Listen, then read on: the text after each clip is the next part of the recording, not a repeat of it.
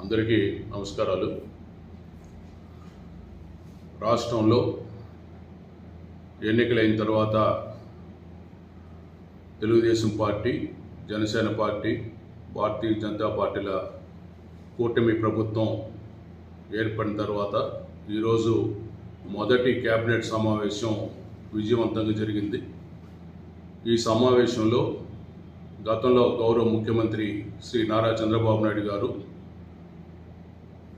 బాధ్యత స్వీకరించిన మొదటి రోజున మొదటి 5 సంతకాలు చేసినటువంటి నిర్ణయాలన్నింటినీ కూడా ఈరోజు కేబినెట్ మీటింగ్లో చర్చించి ఆమోదం జరిగింది.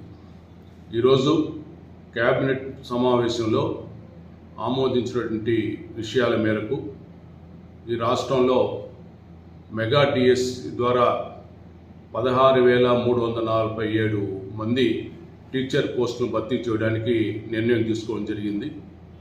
దీనివల్ల నిరుద్యోగ యువతకు మంచి ప్రయోజనం కలుగుతుంది.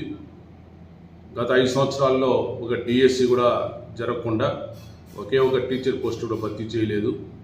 అదేవిధంగా అన్నా క్యాంటీన్లు గత ప్రభుత్వ పాలనలో పేదల ఆకలి తీస్తున్నటువంటి అన్నా క్యాంటీన్లు మూసివేయడం జరిగింది. ఈరోజు కేబినెట్ ద్వారా తిరిగి రాష్ట్రంలో గతంలో అమలు ఉన్నటువంటి 183 అన్నా క్యాంటీన్లను ప్రారంభించడం జరుగుతుంది. మరి అన్నా క్యాంటీన్ ద్వారా 5 రూపాయలకే ఒక పూట పేదలకు, చిరుద్యోగులు కానీ నిరాశ్రులకు అంతా కూడా భోజన వసతి కల్పించడం జరుగుతుంది. మరి రానున్న రోజుల్లో మరో 20 క్యాంటీన్లు అదనంగా కూడా ఏర్పాటు చేయడం కూడా నిర్ణయం తీసుకోవడం జరిగింది.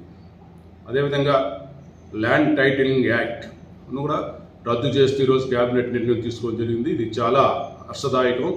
ఎందుకంటే భూ బకాసు చట్టం లాంటి చట్టాన్ని తీసుకొచ్చి ప్రజల ఆస్తులు రక్షణ లేకుండా చేసిన జగన్మోహన్ ప్రభుత్వం ఈరోజు అలాంటి భూ బకాసు చట్టాన్ని పూర్తిగా రద్దు చేస్తూ ఈరోజు రాష్ట్ర కేబినెట్ ఒక చారిత్రాత్మకమైన నిర్ణయం తీసుకోవడం జరిగింది. ఇక మీదట ఈ ల్యాండ్ టైటిలింగ్ యాక్ట్ అనేది అమల్లో ఉండదు.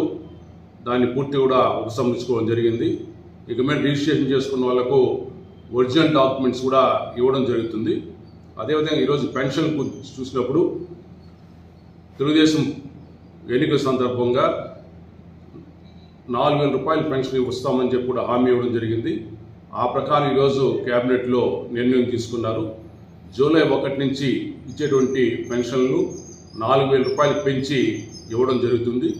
అదేవిధంగా గత ఏప్రిల్ 1వ తారీఖు నుంచి అంటే 3 మాసాల బకాయిలు కూడా 3,000 కలిపి 7,000గా మరి ఈ జూలై 1 నుంచి కూడా ఇవ్వడం జరుగుతుంది. ఇవన్నీ కూడా సచివాలయ సిబ్బంది ద్వారా ఇంటింటికి వెళ్ళి మరి పెన్షన్దారులకు ఈ పెన్షన్ పంపిణీ చేయడం జరుగుతుంది. అదేవిధంగా కొన్ని రకాల వ్యాధి బాధితులకు కూడా నెలకు 10,000 రూపాయల లెక్కన కూడా పెన్షన్ ఇవ్వడం జరుగుతుంది. ఇది మంచి పరిణామం. ఈ పెన్షన్ల పెంపు ద్వారా రాష్ట్రంలో 65 లక్షల మందికి ప్రయోజనం కలుగుతుంది.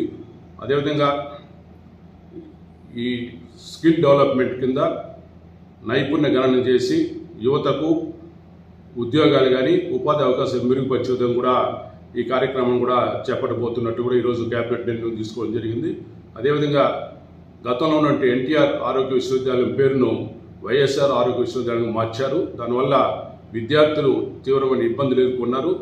దీనిపైన ప్రజల నుంచి అదేవిధంగా విద్యార్థుల నుంచి వచ్చినటువంటి విజ్ఞప్తి కోరిక మేరకు ఈరోజు కేబినెట్లో ఎన్టీఆర్ ఆరోగ్య విశ్వవిద్యాలయంగా పేరు మార్చుతూ నిర్ణయం తీసుకోవడం జరిగింది. ఇవన్నీ కూడా ఈరోజు కేబినెట్లో చర్చించి నిర్ణయాలు తీసుకున్నారు. దీనివల్ల రాష్ట్ర ప్రజానీకానికి మంచి ప్రయోజనం కలుగుతుంది.